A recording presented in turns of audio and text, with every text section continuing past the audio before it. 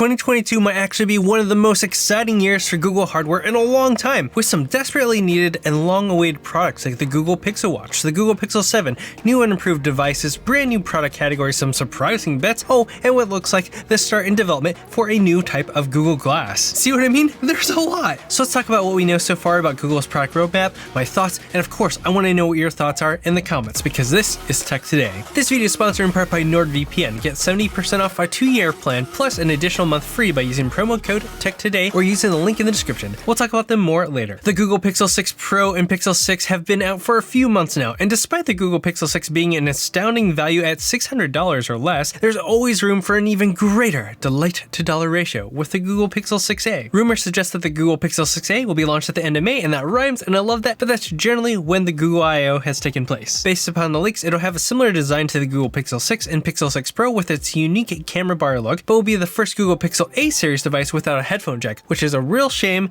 but would be less painful if we got some Google Pixel Buds Pro. So, Google, get on that. Just like you should make sure that you're subscribed and hitting the like button for the YouTube algorithm. We also know that the Pixel 6a is a bit smaller than the Pixel 6, which is a bit nice for those who don't want a big phone, and that also means that it have a screen size that is at a max of 6.2 inches or smaller. It also comes with the same main sensor that you've seen on the previous Google Pixel 5a, but gains the same ultra-wide camera sensor in the Pixel 6. What will be interesting is whether or not they use the exact same tensor chip found on the Google Pixel 6 or a modified one. I anticipate it'll be the exact same one since development of that chip has already been done, and that could potentially cost less for Google to go that route, and hopefully that cost savings gets passed on to us. And that takes us to the big question: what price will Google choose for the Pixel 6a? With the Pixel 6 sitting at $600, there does need to be a little bit of a difference in price between the different models to make the existence of an A series device make sense and give that great delight to dollar ratio. What do you think it'll be priced at? Maybe $450? I don't think it should be any higher than that, but let me know your thoughts in the comments. For this next one,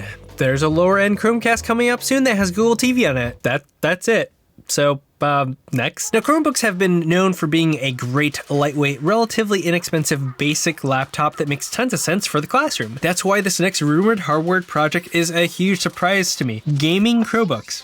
Yes, I'm serious. Beyond using the obvious options of Google Stadia and GeForce Now to game on your Chromebook, 9to5 Google has reported that Google has been working on a Project Borealis that would give Chromebooks compatibility to play games from the Steam store, as well as other games that are compatible with Linux. So you add in the fact that MediaTek and NVIDIA are working on bringing RTX graphics to Chromebooks, and the work that Steam is working on with the Steam Deck, it looks like Chromebooks may benefit from all that work way more than people realize. I honestly can't wait to get my hands on the Steam Deck. We've been talking about it in the This Is Tech Today community Discord chat server, so if you want to come join us, go hang out with us. There's a link in the description. Further emphasizing Google's pursuit of gaming on Chromebooks can be found in new code. This code references the ability to adjust the RGB colors on a keyboard on whatever device may take advantage of this code. So maybe someone's going to make a gaming Chromebook that has RGB capabilities in the keyboard, and that's where this comes into play. But who knows if this truly will come to fruition and what that looks like. But I'm really curious to see if gaming proves to be an enjoyable experience or not on Chromebooks. Speaking of gaming, Google is known as one of the first companies to explore aspects of augmented reality and smart glasses with Google Glass. Unfortunately, when they first came out, they were not received well by those on the other side of glasses, and the term glass hole was born.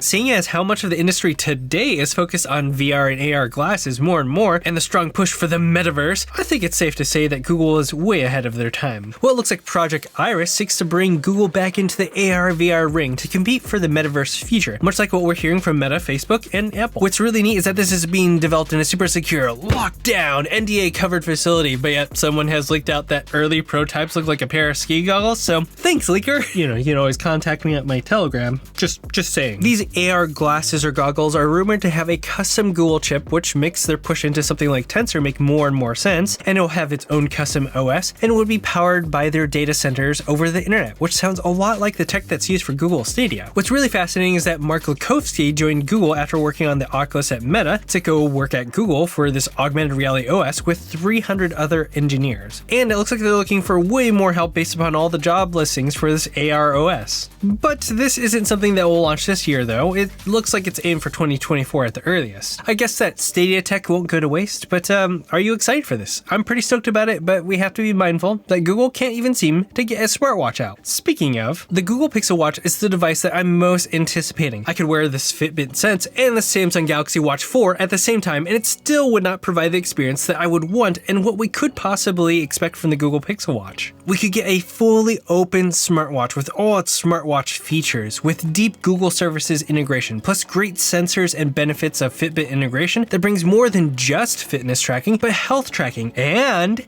an established community of people that you can connect with and compete with. I have over 100 people I can connect to based upon contacts on my phone alone, and most of them use an iPhone. For those of you who know that fitness is more fun in community and competing with others, you know that this is going to be huge. Google doesn't have to build out a whole community and everything. They're just taking an existing community and integrating it. I have a whole video dedicated to what we can expect from the Google Pixel Watch, which you can watch in the video up here, but here's some updates since then. Potential colors for the watch may have been revealed by an online coloring book that Google launched that gives some details on each of the colors that you can choose from, with a description of where those colors show up, a few of which reference the colors showing up on their wearables.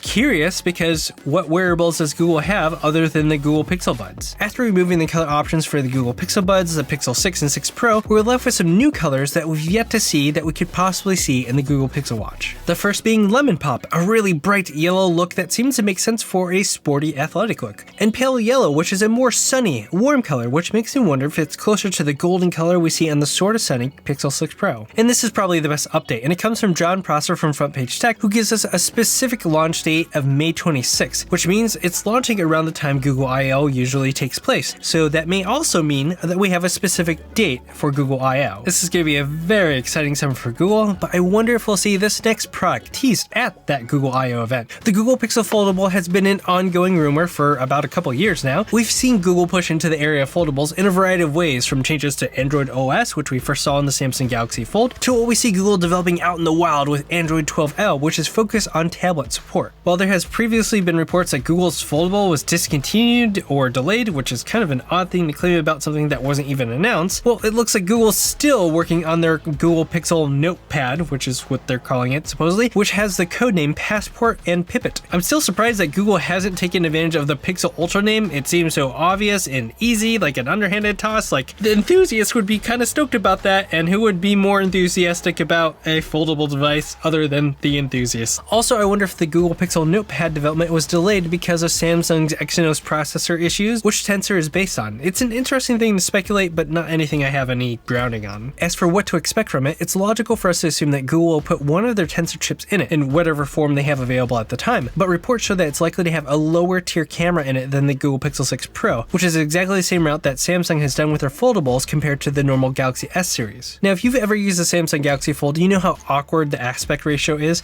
especially when folded. Thankfully, rumors suggest that it will be more like the Oppo Find N, with a more conventional aspect ratio when folded and a more squared aspect ratio when unfolded. Even better, it appears that Google is targeting a $1,400 price point for their foldable, which is notably more affordable than the competition, which continues Google's trend of having a high delight to dollar ratio. But I'm curious, are you more excited about a Google Pixel Foldable or a Google Pixel Watch? I ran a poll about this on Twitter that shows that more people want a Pixel Watch, which I personally agree with, but I'd love to know what you think and why in the comments. The Google Pixel 7 is probably one of the most exciting devices to look forward to, especially with the further refinements and the growing maturation of the custom tensor chips that will inevitably happen each generation. This year, it looks like Google is pushing hard into having its own custom image signal processor, or ISP, built into their tensor chip instead of using another company's ISP chip like what we've seen on the Google Pixel 6 and Pixel 6 Pro. This means that things will be catered to the hardware that Google has specifically chosen for their phones, which would ideally produce higher quality images and video and deeper integration, much like what we've seen Apple doing with the iPhone. And from the looks of it, they're specifically hiring people from the San Diego area where Qualcomm is, so